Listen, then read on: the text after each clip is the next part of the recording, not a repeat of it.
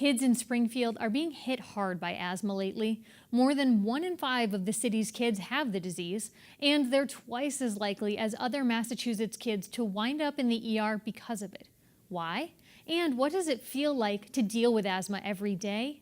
Dr. Esra Caylan of Baystate Medical Center and her 11-year-old patient, Nicholas Christoforakis, joined me in the studio. We are living in a metropolitan area, but also there has been so much construction recently with all that road work, everything. And also this year, allergies added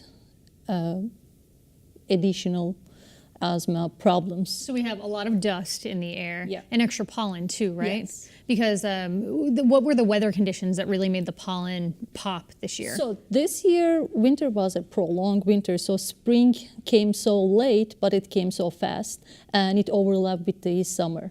When I say spring and summer, actually, it is the spring allergies and the summer allergies just actually act up together. Like pollen, trees, grass, everything is out there all together this year. So typically where someone might have either spring allergies or summer allergies, people are experiencing that now at the same time? Exactly.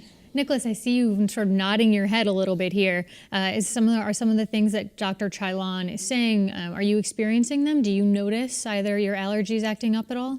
Yeah, it's been different this year. In what way? Usually it gets easier into summer because the allergies aren't as bad, but it's just kind of stayed the same since spring. So when you feel your allergies come on, what does that feel like for you? Sometimes I'll get a little wheezy maybe, or when I'm running around or doing a sport, my chest will get a little bit tight. And you are very active, right? You act, you play a bunch of different sports. And so are there things that you do to make sure that you feel well enough to play those sports? Do you have to take special medicine or certain things you have to be aware of about yourself? Yeah, I take medicine every day, and if I have if it acts up, I'll take another medicine. But usually I don't need the second one, and if I'm playing a sport, I'll just ask the coach to take me out for a few minutes. So take a little rest.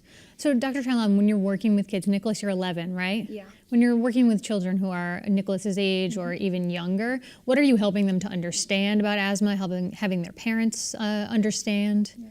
So asthma is a chronic disease, which means it's a long-acting disease. It's not like a cold will come for a couple of days and will go away.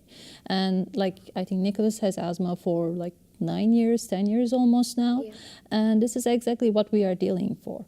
And the point is we need to also understand that this is a long-acting disease which we know how to control most of the time. Mm-hmm. So Nicholas actually gave the right point. He's using his medication every day and does not need the second medication because his asthma is well controlled. And this is my goal. I'm trying to explain my patients, parents of them, that asthma we can control if they use their medication, and if there is any problem, our goal is be sure that the kids are kids, they are enjoying, they play sports, they go out, play with their friends, and we will find a way to help control their asthma. So it's not as if you're saying, sports, we're gonna have to curb them, they should be inside. No. Resume normal childhood activities. Exactly. Running, playing, it's the fun part of being a kid. So they should be kid and enjoy that childhood. And it's, I think, my job and the doctor's job to find the best way to help them. And so we've talked about both allergies and asthma separately. What happens, or how do the two things interact or exacerbate one another? Yeah. So asthma can trigger by different things. It can triggered by colds like viral infections, or it can triggered by allergies.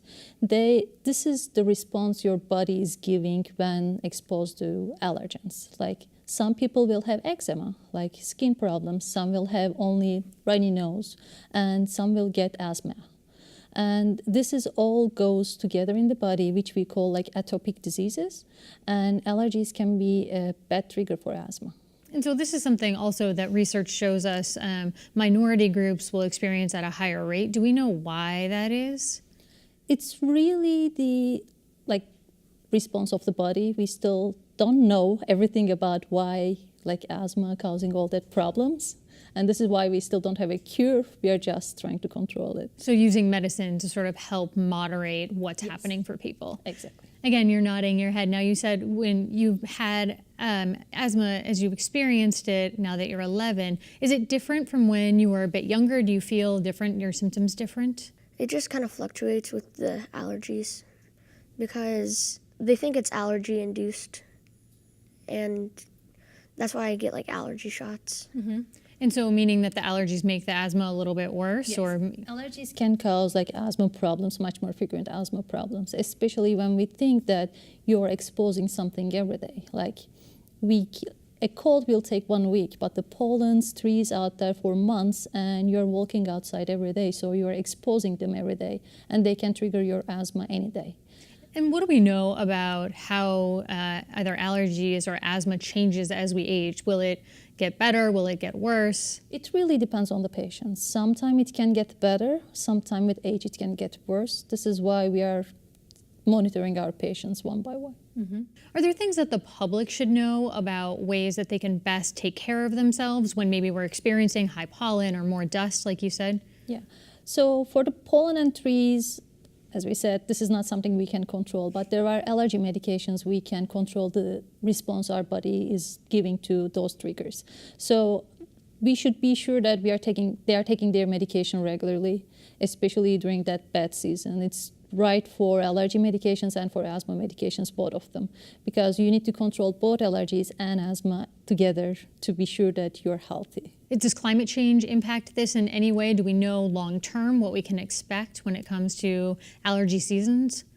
Well, I think this is what we are seeing this year also, with winter like prolonged and then summer hits like very quickly. The allergy season is so different this year and really bad this year.